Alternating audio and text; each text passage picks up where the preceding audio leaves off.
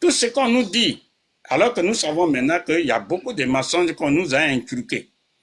On pense qu'en dehors de la France et en dehors de l'Europe, il n'y a pas d'autre salut.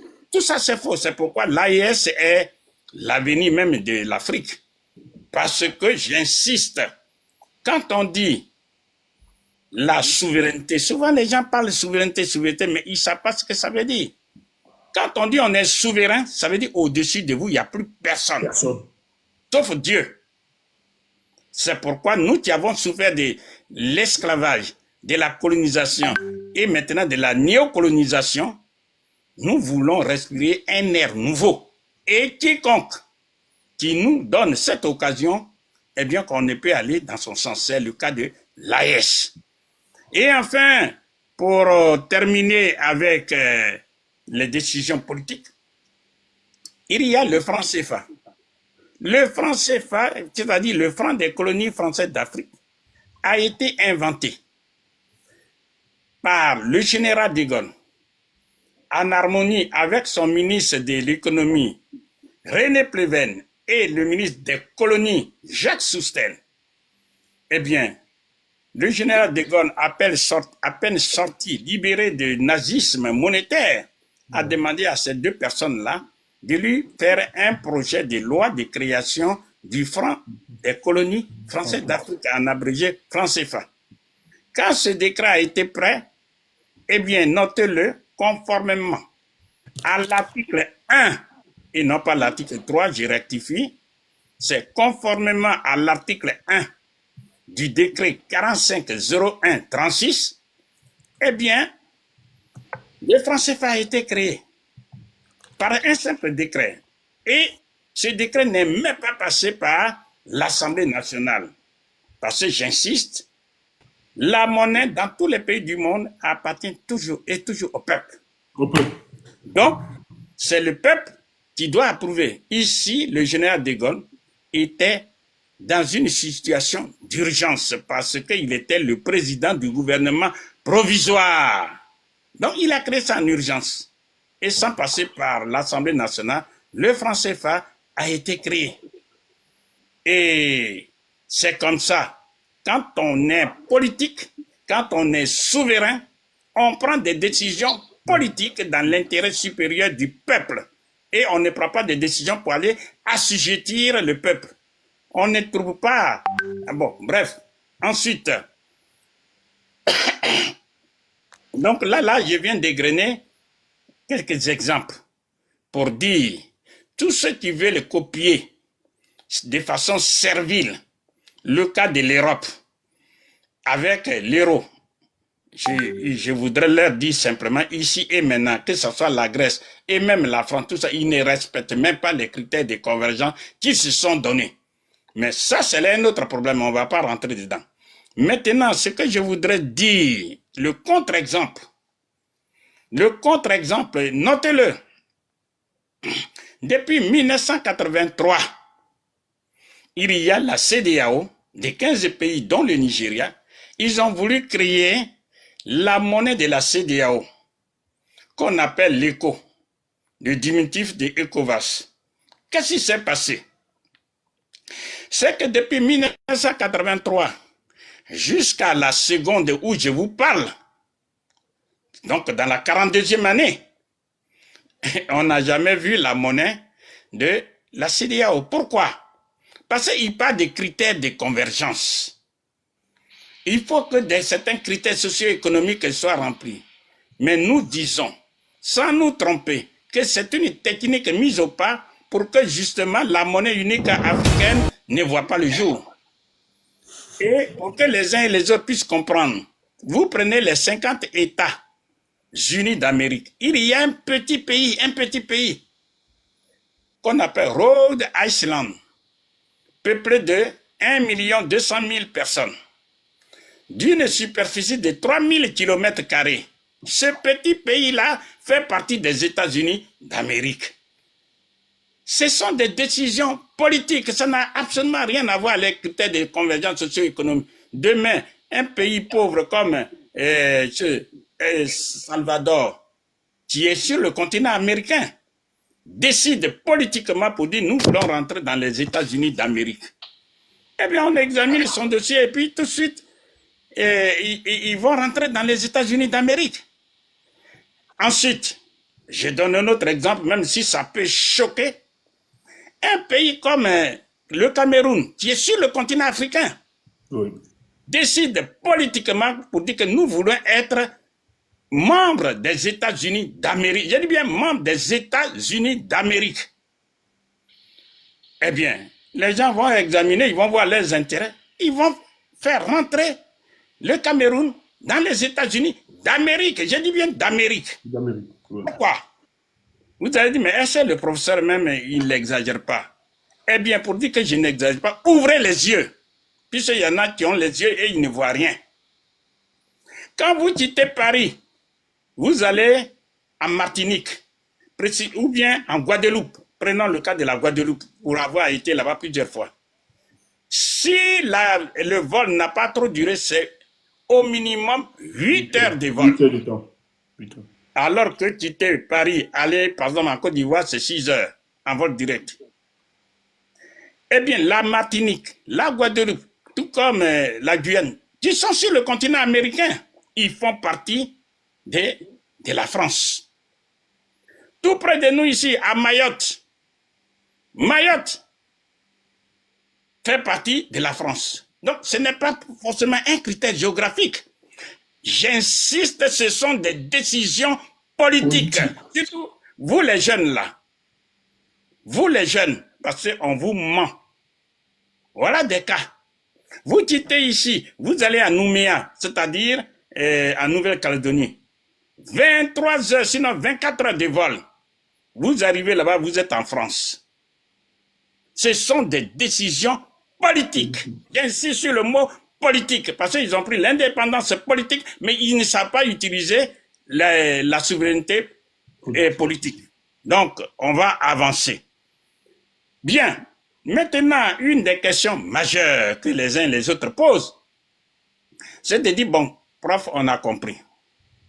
On a compris, mais quelle est la garantie de notre monnaie? Si on crée notre monnaie, qui va garantir notre monnaie unique africaine?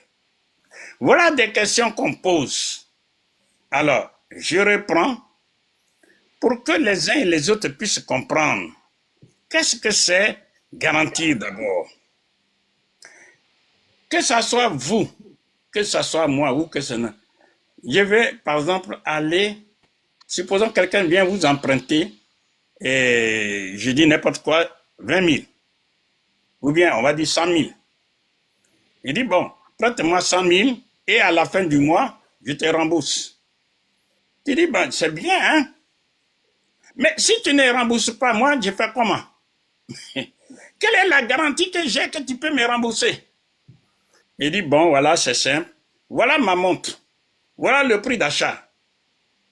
C'est une montre, on va imaginer, très chère. Il coûte 200 000. Il dit, je te donne ça à garantie. C'est le gage. Si je ne te rembourse pas, mais tu vends ça et puis tu te fais rembourser.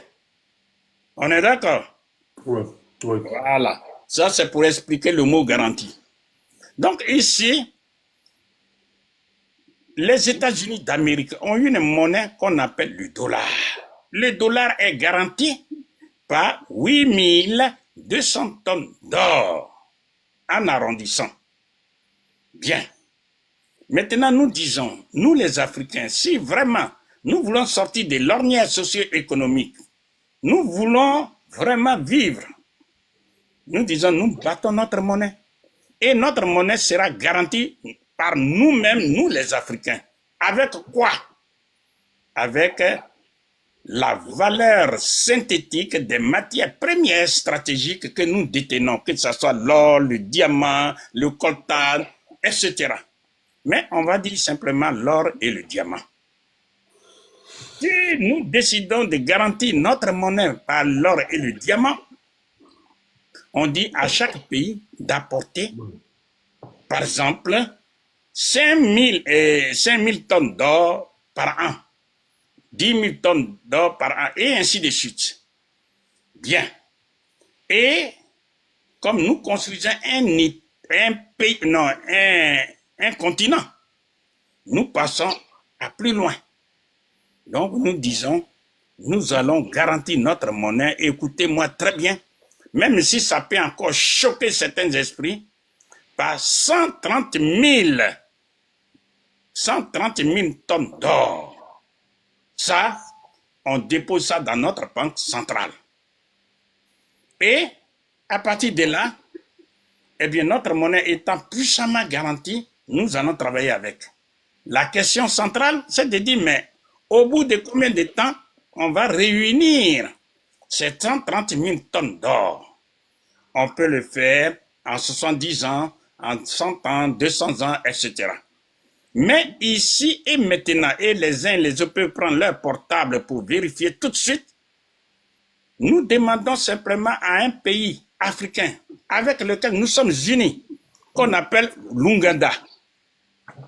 L'Ouganda tout seul possède 31 millions de tonnes d'or, lui seul.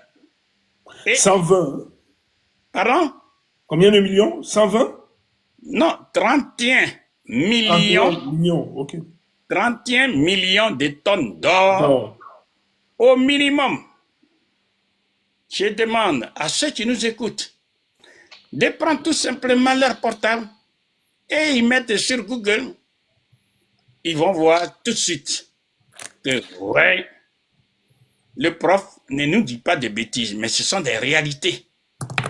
Donc, si l'Ouganda décaisse, non pas 30, si c'est 31 millions, j'insiste sur le mot million, décaisse 130 000 tonnes d'or, 130 000 tonnes d'or, on dépose ça dans notre banque centrale. Et nous autres, on va lui rembourser à dose homéopathique.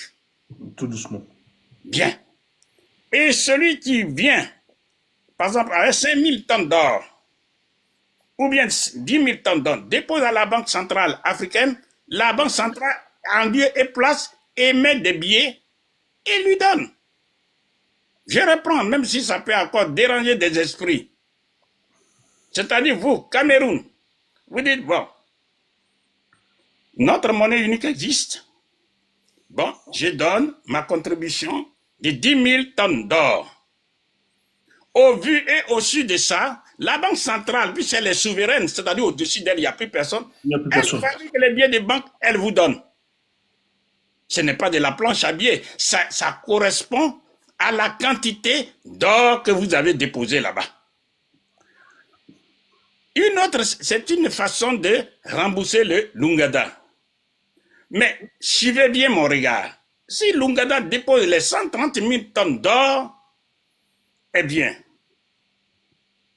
la Banque centrale africaine va émettre, comme on dit, créditer, va mettre sur son compte un plus la quantité d'argent qui correspond à ça. Est-ce que vous comprenez ce que je veux dire? Oui. Donc la quantité d'argent qui correspond. Voilà. Oui. Voilà. Ça veut dire que l'Ouganda n'a même pas besoin du FMI, n'a pas besoin de la Banque centrale, n'a pas besoin de la Banque mondiale. Tant que l'Ouganda a besoin de l'argent, puisqu'elle a déposé 130 000 tonnes d'or, eh bien, la Banque centrale africaine produit et lui donne. C'est comme ça. On a les moyens. Mais on nous a tellement traumatisés qu'on pense qu'il faut utiliser l'argent des autres. Allez nous endetter. Allez nous rendre esclaves encore. Alors que nous avons les moyens pour sortir de l'esclavage. Nous avons les moyens pour pouvoir financer tout ce que nous pouvons financer. Les Chinois l'ont fait. Pourquoi pas nous? Bref, donc je disais, la garantie de la monnaie unique africaine sera faite par les Africains eux-mêmes, avec leurs différents stocks d'or qu'ils détiennent, que ce soit le Mali, le Burkina, le Niger. Tous les pays d'Afrique ont de l'or et des diamants. Donc ce n'est plus la France qui va garantir notre monnaie alors? Non, la France est un petit pays qui est pauvre et qui vit, et c'est ça qui fait son drame, qui vit en exploitant l'Afrique. L'Afrique, ouais. Ce qui veut dire que la France actuellement commence à trembler quand elle voit que les Africains sont en train maintenant de se décoloniser à travers l'AES. Voilà pourquoi on cherche à détruire l'AES. Parce qu'à travers l'AES, ce n'est pas seulement les 3 pays, mais c'est toute l'Afrique. Et beaucoup d'Africains ne savent pas ça encore. Voilà pourquoi il existe encore des agents de la politique du 3e homme. Nous allons en parler tout à l'heure. Donc voilà, maintenant une des questions majeures qu'on pose. Eh bien, notre monnaie va trembler par-ci par-là? Non. On peut rattacher notre monnaie, par exemple, à ce qu'on appelle un panier de monnaie. C'est-à-dire, ça peut être, par exemple, le dollar américain, ça peut être l'euro, ça peut être le yuan chinois, etc. Parce que c'est avec ces pays-là que nous commerçons. Alors, pour que les uns et les autres puissent se comprendre, imaginons que vous êtes là, un individu, et puis on tire votre bras gauche. Il y a un individu qui tire votre bras gauche. Il y a un autre qui tire votre bras droit. Et puis, on va imaginer, il y a un autre, on va imaginer un 3e bras qui part depuis votre cœur. Et un 4e bras qui part depuis votre dos. Eh bien, si les 4 vous tirent, vous allez rester au milieu, non? Ouais. Mais c'est ça le panier de monnaie. C'est-à-dire, la variation de ces 4 monnaies que nous allons choisir va faire que notre monnaie unique africaine ne va pas aller dans tous les sens. Bon, si ça paraît trop technique, c'est ça le problème comment on appelle, du rattachement. Maintenant, un des éléments majeurs, eh bien, nous pouvons décider de payer, de payer les exportations africaines en MUA. C'est-à-dire, si nous, on exporte, c'est-à-dire on va à l'étranger, nous vendons à l'étranger nos biens, eh bien, nous allons demander que ceux à qui nous vendons nous paient dans notre propre monnaie. Je reprends. Ouais. Je reprends.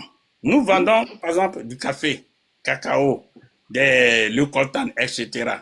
aux pays occidentaux.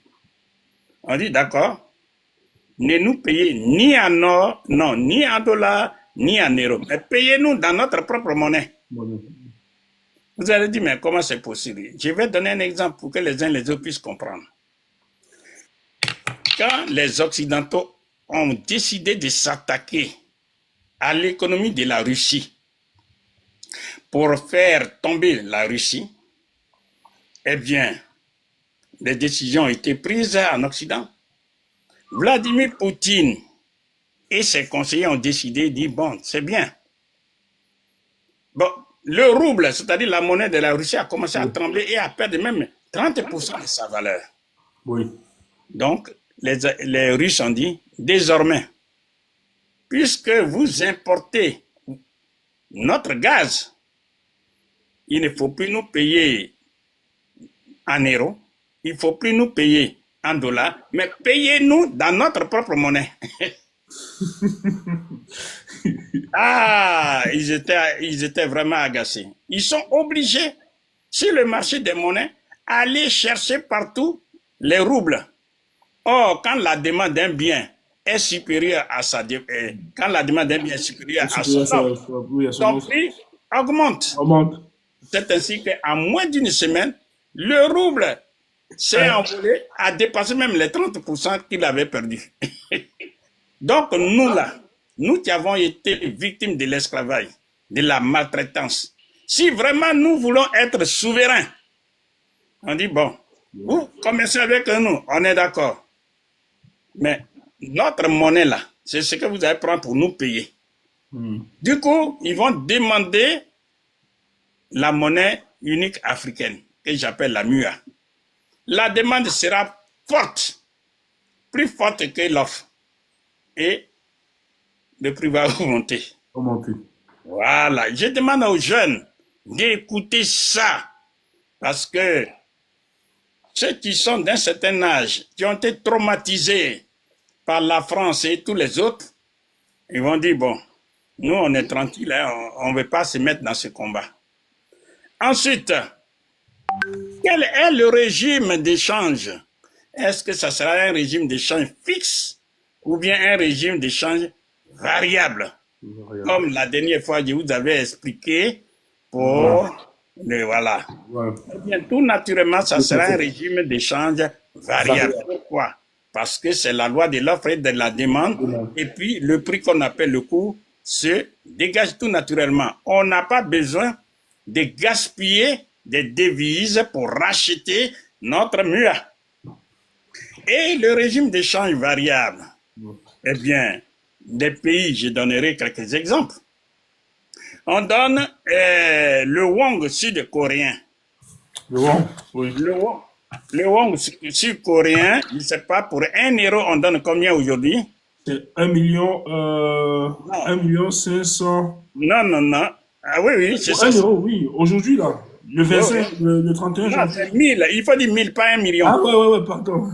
1500 un won, oui. Voilà. Ouais. 1 euro égale aujourd'hui 1511,65 won.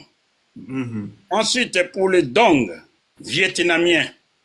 26 167. 168 Voilà. won. Ouais. Pour avoir un seul euro, eh bien, le vietnamien donne 26 105. Mais pour gagner du temps, le PIB de la Corée du Sud, c'est combien? Le PIB de la Corée. Oui, la Corée du Sud. Oui, le PIB en PPA par habitant. Oui. C'est en 2023, c'est 56 000 dollars américains. Voilà. Et l'indice de développement humain qu'on appelle l'IDH, c'est combien? C'est 0,925. Voilà. Le niveau de vie. Il faut expliquer aux uns et aux autres. Quand on dit l'indice de développement humain, c'est un indice composite qui réunit les 3 éléments suivants, à savoir 1. Le niveau de l'éducation. Donc, on va voir si les gens, ils ont un niveau d'éducation, ils savent ce qu'on pourrait appeler le taux d'alphabétisme, d'une part.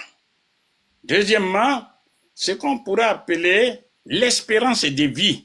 C'est-à-dire, s'ils vivent longtemps, pour vivre longtemps, ça veut dire qu'on a une bonne santé, on a une santé qui est très bien.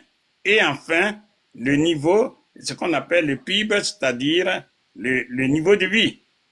Quand vous réunissez tout ça et que vous avez un IDH qui est élevé, qui tend vers 1, c'est que vraiment vous êtes dans le bon développement. Même chose pour, on va s'arrêter sur comment on appelle, l'Iran. L'Iran, oui, l'Iranien. Voilà, 1 euro vaut combien? 43 307. Voilà. Ensuite, l'IDH. L'IDH est de 0,78. Voilà, 0,78. Oui. Vous voyez? Oui. Et je rappelle pour ceux qui ne le savent pas, l'Iran produit chaque année, je dis bien chaque année, 234 000 ingénieurs. Voyez-vous? Malgré son le taux, sa faible valeur par rapport à l'euro. Beaucoup ne savent pas tout ça. Et tout ce que la France nous fait boire, on croit que c'est la vérité. La vérité. 234 000 ingénieurs par an. Je dis bien par an. Voyez-vous? Donc, et puis son niveau de vie, c'est-à-dire, comment on appelle, on a parlé. Le PIB, oui, le PIB en PPA, Voilà. oui, par habitant. Son niveau de vie? Non, PIB. Oui. Hein? Oui. Son niveau de vie est de 18 000 dollars. Voilà. Alors, j'ai dit ça parce que tous ces pays pauvres d'Afrique, surtout de la zone franc, tellement les gens sont à l'aise dans ce confort du nazisme monétaire, mais ils n'en sont pas conscients. On dit non, on est très bien comme ça. Donc, quand je donne ça, c'est pour que les uns et les autres puissent comprendre que sortir du régime fixe, cela ne veut pas dire qu'on va aller mourir. Prenons un autre exemple avec la livre de la Syrie. Alors, la livre syrienne, 1 euro égale à combien? 1 euro est égal à 13 400 livres syriens. Voilà. Or, je ne sais pas si vous avez cherché son niveau de vie, pour ne pas dire l'IDH. Ouais. Son niveau de vie, c'est 2700 dollars américains par habitant. Donc, on va essayer d'accélérer. Il en est de même pour la livre libanaise. Oui. 1 euro égale à combien de livres? Pardon. 9 400, Non. 84 000, 84, oui, 84 558 livres libanais, 1 euro. Voilà. Et le dernier en date, c'est la roupie de l'Indonésie. 1 euro égale à combien? 1 euro est égal à... Or, quand vous regardez l'Indonésie, son IDH est de 0,75.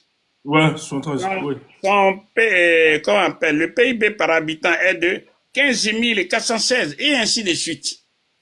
Tout ça, nos frères et sœurs ne savent pas ça.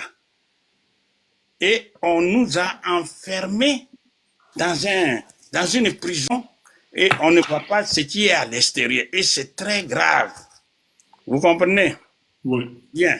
Donc, nous disons, écoutez, tout ça, on ne fait que nous embrouiller. Donc, on peut battre notre mur avec un régime d'échange variable. Ce qui a pour avantage de faire des économies énormes en devises et utiliser ces devises pour nous développer. C'est pourquoi j'ai pris quelques exemples là. Maintenant, est-ce que la monnaie unique africaine sera convertie? Bien sûr, elle sera convertie. C'est même la conditionnalité pour qu'elle soit acceptée partout. Bref, donc, on ne va pas s'éterniser dessus. Maintenant, on peut poser la question, mais qui va contrôler la BCA, c'est-à-dire la Banque centrale africaine? Eh bien, la monnaie est toujours la propriété du peuple. Par conséquent, l'organe qui gère la BCA, c'est-à-dire l'organe qui va contrôler la BCA, la Banque centrale africaine, ça sera ce qu'on appelle le Parlement africain. C'est-à-dire la Banque centrale africaine doit rendre compte au Parlement africain. C'est ça. Maintenant, que ce soit le nom qu'on va choisir pour donner à la MUA, ça, c'est à la portée des Africains. Mais nous proposons que ce soit la MUA, monnaie unique africaine. Pourquoi? Suivez mon regard. Quand vous écrivez, faites vous-même l'expérience. Écrivez MUA. Écrivez ça. Oui, j'ai écrit. Et puis, essayez d'inverser maintenant. C'est-à-dire, vous mettez ANU. vous maintenez le U et vous mettez M à la fin. Vous obtenez quoi? Je reprends. Vous avez la MUA, d'accord? Oui, MUA. Vous prenez le A, vous le mettez devant, le M, vous le mettez à la fin. Vous obtenez quoi? Je reprends. AN, hein? Non, Oh. c'est 3 lettres. Ouais, 3 lettres. Oui, alors qu'est-ce que vous obtenez? On. Lisez ce que vous avez écrit. On. Vous disiez quoi? On. Homme. Homme. Ah, c'est M, hein? C'est M. Oui, c'est ça, mieux. Ouais. C'est mon nom. Ouais. Donc, vous obtenez homme. Ouais. Voilà. A-U-M. Vous obtenez homme. Ouais. Pourquoi nous proposons la MUA? Parce que quand vous dites homme, A-U-M, là, c'est homme. Eh bien, homme, c'est le son primordial qui a généré tout l'espace, tout l'univers. Je reprends.